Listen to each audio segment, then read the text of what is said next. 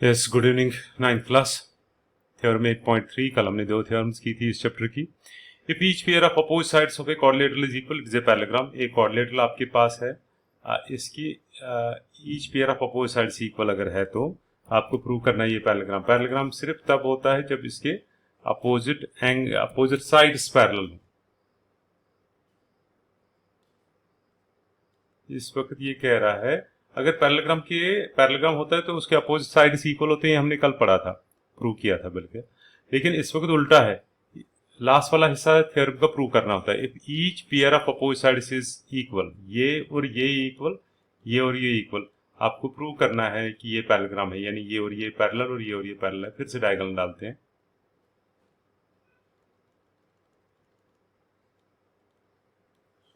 So given, हमेशा theorem में given to prove लिखना बहुत जरूरी होता है। Given a quadrilateral ABCD in which AD is equal to BC and AB is equal to CD to prove ABCD is a parallelogram. Construction, कई बार कुछ स्कूलों में बोलते हैं प्रूफ में ही लिखो, चलेगा। Join BD, proof.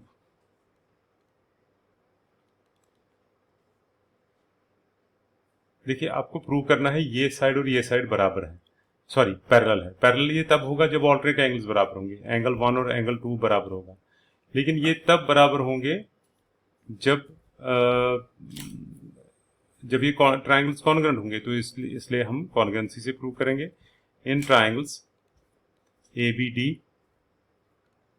And triangle CDB क्या क्या बराबर, AD is equal to BC,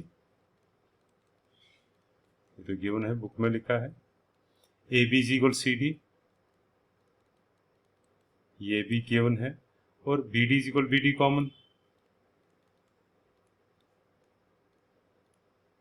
common side. This implies that triangle ABD is congruent to, अब सोचना है जहां पे AB वो बराबर है किसके, CD के ना, तो या तो आएगा CDB, नहीं तो AB बराबर है CD के बदले DC भी हो सकता है, DCB। ये मैं दिखा रहा हूं कैसे हम सही नाम दें। अब बाकी चीजें भी बराबर आनी चाहिए, जहां पे AB वहां पे CD आना चाहिए। AP की जगह पे CD, दोनों जगहों पे ठीक है। AD की जगह पे BC, AD हो गया पहला और आखिरी, BC हो गया पहला और आखिरी, वो तो इसमें आता है, तो ये नाम ठीक है, इसको मिटा देंगे। अगर यही ठीक होता फिर उसको मिटा के ये लिखते। अब देखिए, अब आपके पास ये नाम ठीक आया तो मैं अब बाकियों को मिटा दूंगा। आप जब करोगे तो आप जरूरी नहीं है मिटाओगे, क्रॉस कर सकते हो या रफ पे ये देख सकते हो क्या नाम सही आएंगे बाय SSS कॉन्ग्रुएंस।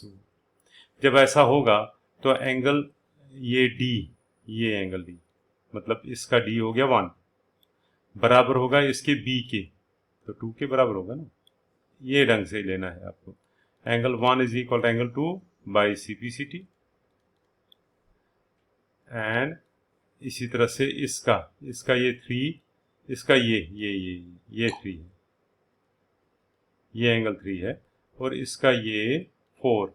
देखना, इस वाले का B और इस वाले का D बराबर होना चाहिए। B बीच में है, इसका D बीच में, बिल्कुल। तो 3 इज इक्वल टू 4, ये भी CPCT। अब थोड़ा सा इसको एडजस्ट करके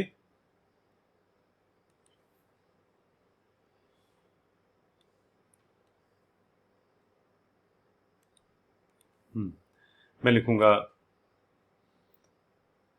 angle 1 is equal to angle 2, ये जो प्रूव किया, proved, but these are alternate angles, है ना। 1 और 2, ये देखो, अगर मैं कोई और इंक यूज करूं तो आपको समझ में आ जाएगा। ये हो गया 1 एंगल और ये हो गया 2, तो जड़ जैसा बन रहा है ना। छोटे क्लास में आपने पढ़ा है, यहाँ इस साल भी पहले चैप्टर में पढ़ा है। These are alternate angles, therefore lines are parallel. कौन कौन सी line, therefore AD is parallel to BC।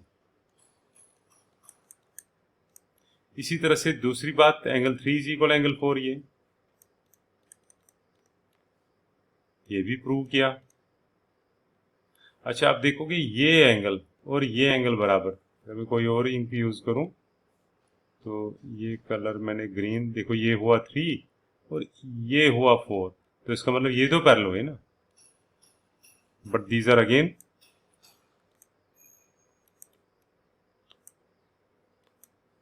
ऑल्टरेट angles, therefore कौन, AB is parallel to CD.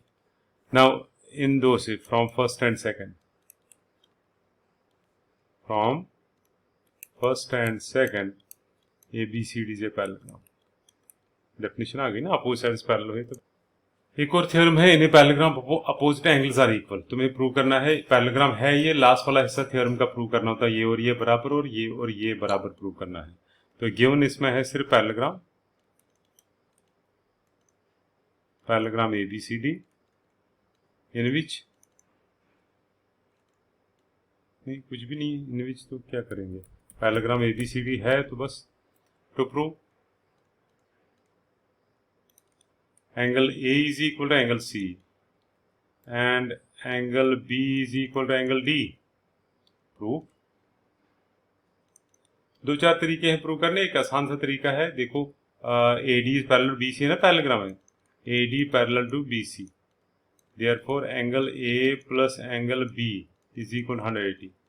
क्यों, हमने पढ़ा interior angles on the same side of transversal are supplementary A plus। अब पहले आपने बोला ये दो पैरेलल, अब लो ये और ये parallel, again AB is parallel to CD, parallelogram है ना, तो अपोजिट साइड्स पैरेलल होंगे। So angle A plus D 180, same reason. क्या आपने अभी बोला, ये अब बोल रहे हो दूसरी बार ये लाइन और ये लाइन पैरेलल, ये तो ट्रांसवर्सल है, तो ट्रांसवर्सल टेढ़ा बना, अगर सीधा बनाए तो हाँ, फिर ये एंगल और ये एंगल 180 होगा ना, interior angle on same side. अब ये पैरेलल लाइनें हैं तो इनके ये ट्रांसवर्सल, तो इन दो का जोड़ 180, ये पढ़ा है आप लोगों ने पहले। तो फिर ये दोनों इक्वेशंस बराबर हो गई फ्रॉम फर्स्ट एंड सेकंड। इनको फिर नंबर देना पड़ेगा, ये फर्स्ट है और ये सेकंड है, तो क्या लिखोगे, A plus B is equal A plus D,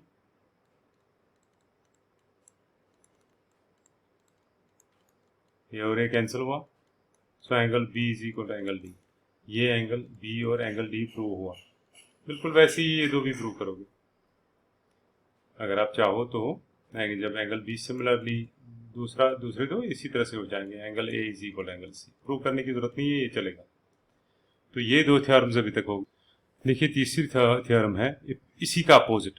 अभी तक ये था कि ये पैरेललोग्राम था, हमने प्रूव किया angles opposite angles are equal. अब ये कोऑर्डिनेटर है और ये गिवन है कि ये एंगल और ये एंगल बराबर और ये एंगल और ये एंगल बराबर, आपको प्रूव करना है कि ये पैरेललोग्राम है, मतलब इसके अपोजिट साइड्स पैरेलल हैं या इक्वल हैं। अब इक्वल भी चलेंगे क्योंकि हमने थ्योरम की ना, अगर इक्वल होते हैं तभी पैरेललोग्राम होता है। एक coordinator ABCD in which angle A और C बराबर, B और D बराबर, you have to prove that parallelogram. अभी तक पैरेललोग्राम जब हम प्रूव करते थे ना, आपको सिर्फ एक तरीका आपके पास था, ये और ये पैरेलल, ये और ये पैरेलल। लेकिन पिछली थ्योरम देखो, अभी जो हमने नंबर 2 थ्योरम के नंबर फर्स्ट थ्योरम, उसमें हमने ये भी प्रूव किया, if the opposite sides are equal then also it is a parallelogram. तो इसलिए अब सिर्फ पैरेलल से ही नहीं, अगर अपोजिट साइड्स इक्वल होंगे तब भी ये पैरेललोग्राम होता है, ये हमने प्रूव किया। If each pair of opposite sides of parallelogram coordinator, हाँ आज की पहली थ्योरम उसमें वो बताती है, देख लो उसको, उसका स्टेटमेंट। तो अगर आप कैसे भी प्रूव करोगे ये साइड बराबर और ये साइड बराबर, तब भी आप इसको पैरेललोग्राम अब कह सकते हो। सो आपने ये यूज करके लिखना है। पहले मैं लिखूँ angle A in coordinator ABCD, angle A plus angle B plus angle C plus angle D is equal 180।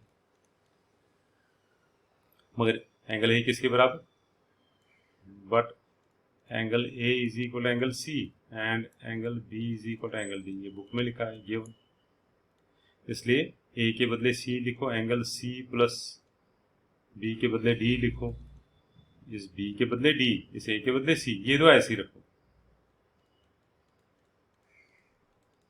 180।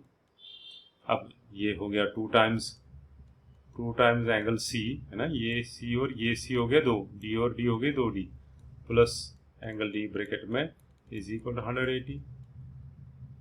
वो मैंने गलत किया, चारों एंगलों का जोड़ 360 होगा, 360 नॉट 180। एंगल यहाँ पे लिखूंगा angle sum property of a quadrilateral 360।